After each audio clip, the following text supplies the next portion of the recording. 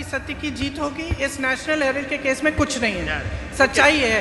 इसको घसीट के आगे ले जा रहे हैं, इसमें कुछ नहीं है।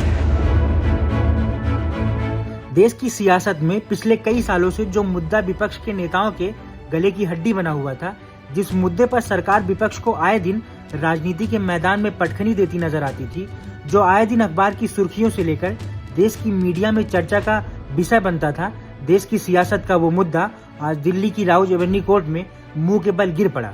दरअसल दिल्ली की राउज एवेन्यू कोर्ट ने मंगलवार को national Herald money laundering case में राहुल गांधी, सोनिया गांधी 5 अन्य के खिलाफ संज्ञान लेने से मना कर दिया है। कोर्ट ने ईडी की शिकायत खारिज कर दी है। अदालत ने ईडी की मनी लॉन्ड्रिंग चार्जशीट पर संज्ञान लेने से मना कर दिया है। कोर्ट का कहना है कि ईडी की शिकायत एक निजी व्यक्ति की शिकायत पर आधारित है, एफआईआर पर आधारित नहीं है, इसलिए उस पर कार्रवाई नहीं की जा सकती है। अदालत ने मामले की मेरिट पर टिप्पणी नहीं की है, बल्कि सिर्फ यह कहा है कि इस चार्जशीट को स्वीकार नहीं किया जा सकता है। कोर्ट ने कहा, इस मामले में दिल्ली पुलिस की आर्थिक अपराध शाखा पहले से ही एफआईआर दर्ज कर चुकी है। ऐसे में ईडी की दलीलों पर फैसला देना जल्दबाजी और गलत होगा। कोर्ट ने यह भी कहा कि चूंकि दिल्ली पुलिस ने एफआईआर दर्ज कर ली है और ईडी ने कहा कि इस मामले में जांच जारी है, इसलिए ईडी चाहे तो आगे की दलीलें पेश कर सकती है। आपको बता दें, इस मुद्दे को बीजेपी नेता सुब्रमण्यम स्वामी ने 2012 में उठाया था।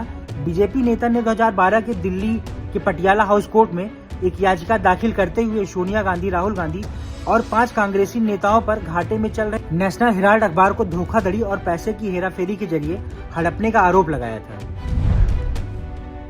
बीजेपी ने आरोप लगाया, कांग्रेस नेताओं ने नेशनल हेराल्ड की संपत्ति पर कब्जा के लिए यंग इंडियन लिमिटेड ऑर्गेनाइजेशन नाम की संस्था बनाई, जिसकी अधिकतर हिस्सेदारी गांधी परिवार के पास है। यंग इंडियन के जरिए नेशनल हेराल्ड का प्रकाशन करने वाली एजीएल का अवैध अधिग्रहण कर लिया। स्वामी का आरोप था कि ये सब दिल्ली के बहादुर शाह जफर मार्ग पर स्थित हेराल्ड हाउस की 2000 करोड़ की बिल्डिंग पर कब्जा करने के लिए किया गया था। आरोप के मुताबिक 2000 करोड़ की कंपनी को केवल 50 लाख में खरीदा गया। हेराल्ड हाउस की शुरुआत 1938 में पंडित जवाहरलाल नेहरू ने की थी। गौरतलब है कि कोर्ट ने ईडी की मनी लॉन्ड्रिंग चार्जशीट पर संज्ञान लेने से मना कर दिया, जिसके बाद कांग्रेस नेता अभिषेक मनु सिंघवी ने सरकार पर जमकर हमला बोला।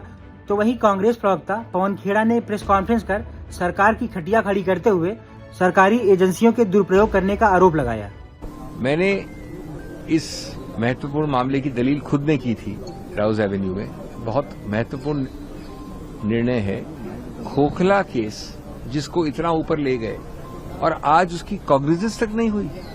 आप समझ सकते हैं कि कितनी ज्यादा अतिशयोक्ति और कितना बढ़ावा चढ़ावा हल्ला करके हिस्टीरिया बना के बीजेपी सत्तारूढ़ पक्ष इसकी बात करती है। प्राइवेट आर्मी की तरह ईडी, सीबीआई, इनकम टैक्स, चुनाव आयोग सबको इस्तेमाल किया जा रहा है।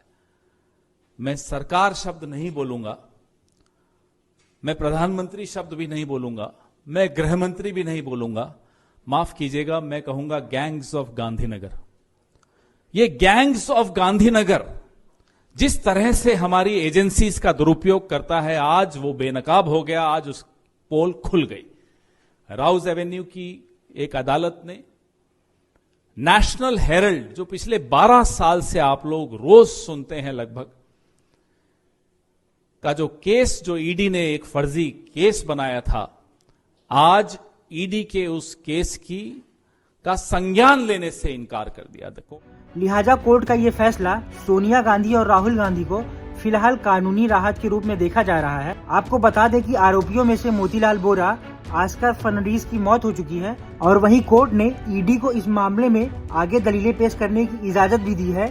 फिलहाल के लिए इतना ही। Bureau report, Punjab Kesari TV. हमसे जुड़े रहने के लिए हमारे YouTube चैनल को सब्सक्राइब करें और नई वीडियो की नोटिफिकेशन के लिए बेल आइकॉन को दबाएं।